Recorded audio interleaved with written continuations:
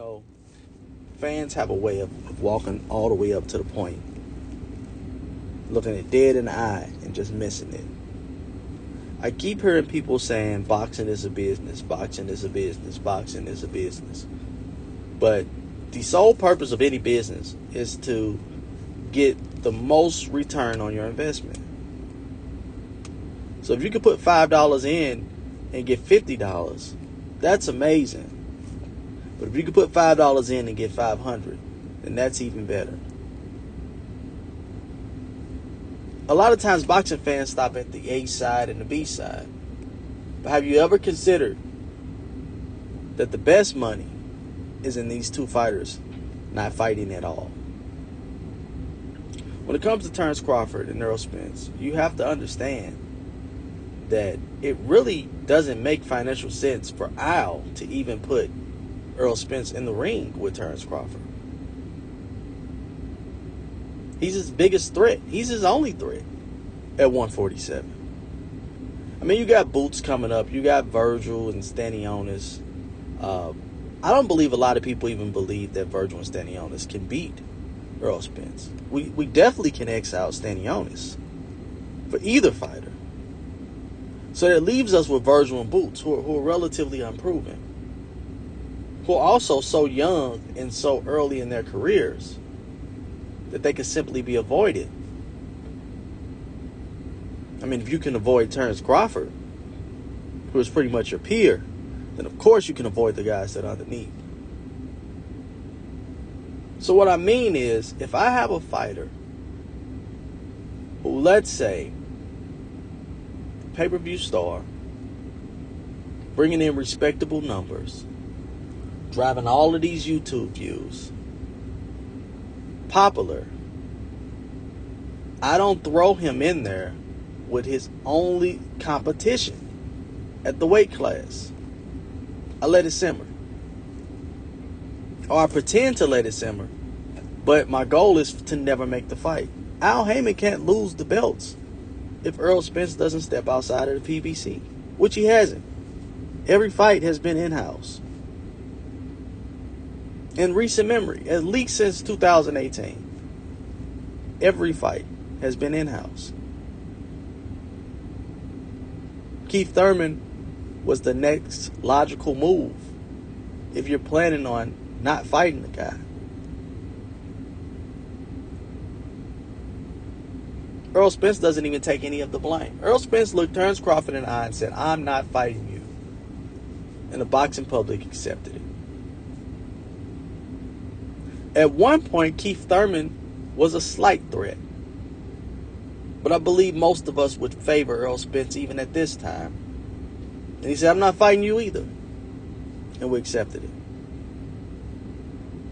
Even if he was upset with Keith Thurman, you were presented with the opportunity to beat the guy up in front of his wife and kids, in front of his father, in front of his mother, in front of all of his friends, in front of all of his peers, in front of all of the boxing public.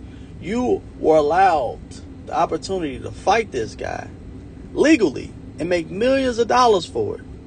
And you said no. Because at some point he pissed you off. And we were okay with that. I wasn't, but the boxing public overall was okay with that. So that's what I want to leave on your mind. Does it even make financial sense to the businessman to even put this guy in there tough at all?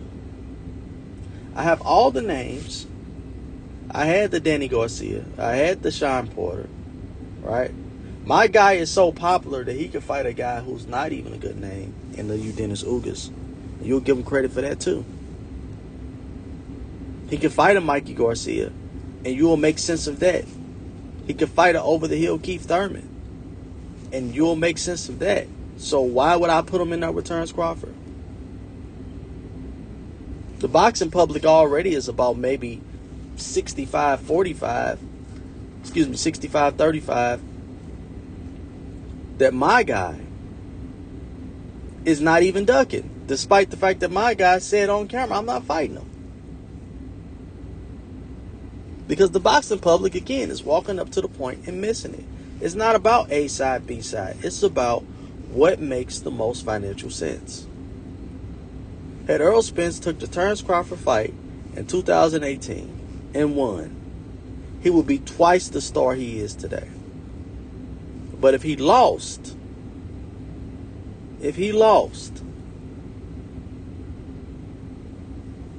he would be Keith Thurman. In the gym, receding hairline, trying to get back what was taken from you. That's who he would be. But if I don't fight him at all, I get to be a star.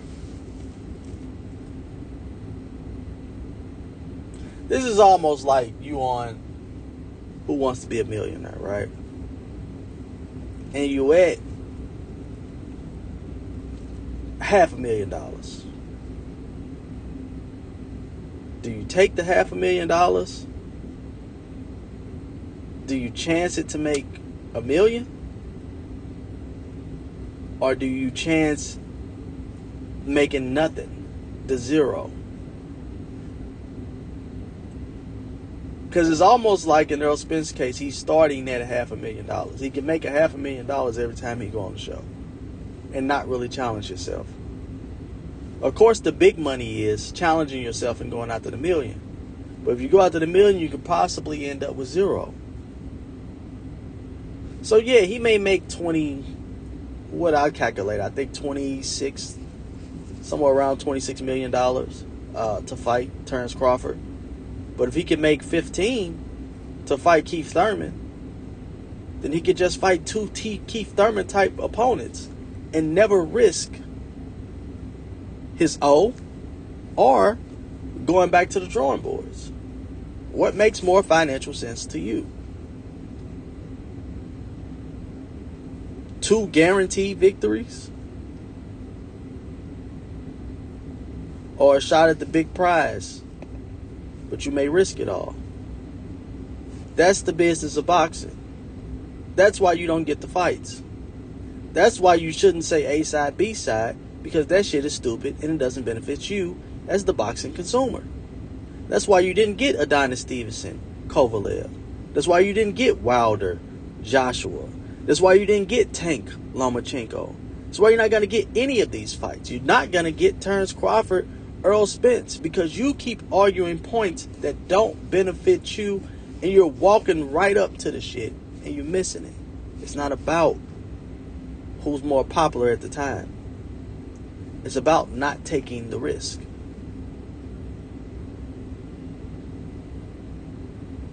Errol Spence would only lose in an upset. He would never lose a 50-50 fight because he's not taking a 50-50 fight.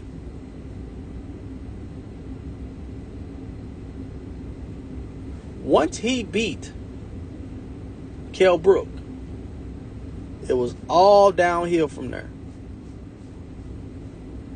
He could let his foot off the gas and let the car roll.